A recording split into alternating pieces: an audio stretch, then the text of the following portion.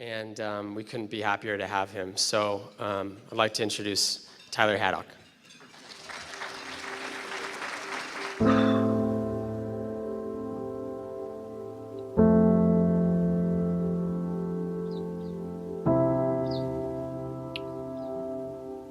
I don't know. It's the hardest thing in the world.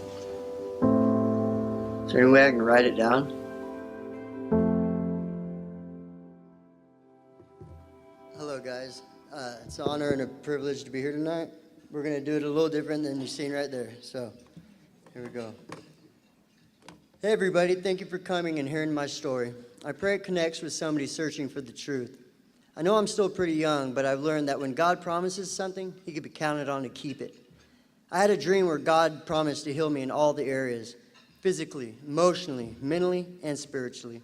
Deep in my heart, I believed Him. Jesus was sent to heal the brokenhearted, and He definitely did that for me.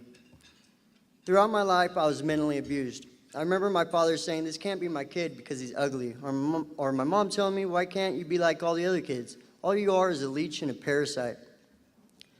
Even though I tried really hard in school, I'd still only get D's and F's, maybe an occasional C. I wish they had E's for effort. I remember my third grade teacher called my mom and recommended I join a class for special needs because I wasn't like all the others. I didn't think much of it then, but as I got older, it hurt. Since I felt I couldn't do anything right, at the age of 15, I decided to do nothing at all. I dropped out of school and started smoking dope. I abused my mom's kindness and understood why she called me a leech and a parasite. I would watch TV on the couch all day and eat the last of her food and still yell at her. To top it off, my stepdad would curse at the family, my mother included. I didn't see until now that she was hurting inside. We do really dumb things when we're young and don't realize how much pain and anguish we cause until we're older. I just remember sleeping all the time because my dream world was much better than my real world. My real life was in my own universe. I pretended that life was different than it actually was. Eventually, it caused people to think I was crazy. So by the age of 18, I was thrown out of my mom's house. My grandparents tried helping me by sending me to Job Corps in Reno, Nevada, and I stayed there for 7 months.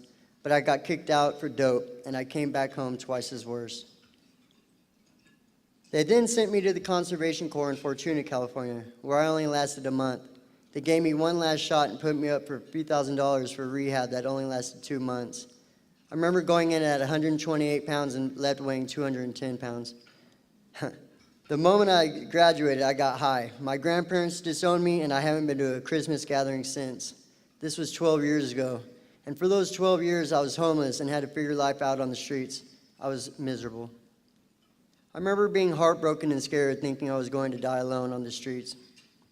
I just remember falling into a major depressive state, walking around at night looking for stuff to take. That lasted 8 years of aimless wandering. In between that time, I was in and out of jail. It wasn't until that time I went to prison that I was able to quit smoking and got into exercise. I just remember getting out knowing I needed to do something different, so I got into a program down in Bakersfield. I came to know God there, and great things started happening in my life. But as soon as I completed their one-year program, it's like I just gave up and went right back to smoking dope. After that, I just remember that it says in the Bible that it would be best to know God than to run from Him. It seemed I was running straight back into my old selfish ways, but even worse off than I ever was. My mom eventually moved me into the garage, and I made that my palace. Little did I know I was being watched by my neighbors who reported me to my landlord. He and I got into a boxing match because he came over and threw all my stuff away, which to me, all that junk I had collected was my treasure. So I took it really personally. We fought and I got evicted. All my stuff thrown away, and I was hit with a 3-year restraining order that kept me away from my mother's house. After we fought, he chased me in a car off the property and into a shopping mall. I remember climbing into a trash compactor and I fell asleep. All of a sudden I woke up to somebody turning it on. I was horrified. I started screaming and crying. He shut it off and opened the door and said, "What the heck are you doing in here, kid?" Yeah, crazy as it may seem, it happened. It was at that moment I cried out to God. I truly felt the fear of the Lord. I said to myself, I could have died then and there, and I would die alone and went straight to hell. That alone was enough to change my ways. I remember going back to the Bakersfield Rescue Mission once again for help. And what do you know? I still couldn't get it right. I kept on smoking dope and falling into Satan's trap. Satan talks one smooth game, but in all actuality, all he wants is for us to die. So my Christian brothers told me they'd put me up on a bus and send me to the Visalia Rescue Mission, which was the game changer. I remember coming in with one big attitude, just mad at the world. Slowly but surely, I started producing fruit in my life. Even though it took a while, these classes here are different than all the other programs.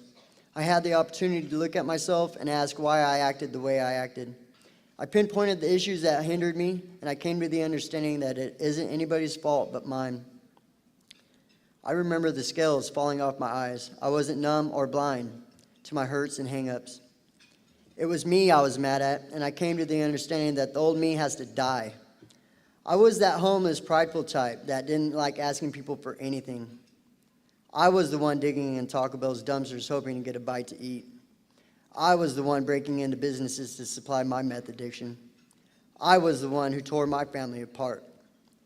I was the one who put myself in prison, and I am the one who will get myself out of this mess I was in. I learned to let go and let God work, and the Visalia Rescue Mission gave me the opportunity to think highly of myself. In other words, I wasn't the parasite my mother had me believe. I worked really hard to change everything about me. This was by far the best year of my life. I understand that the more we understand the effects the world has had on us, the more we can control the effects we have on the world. Amen. I like to tell the new guys coming into our program that what we create tomorrow depends on what we do today.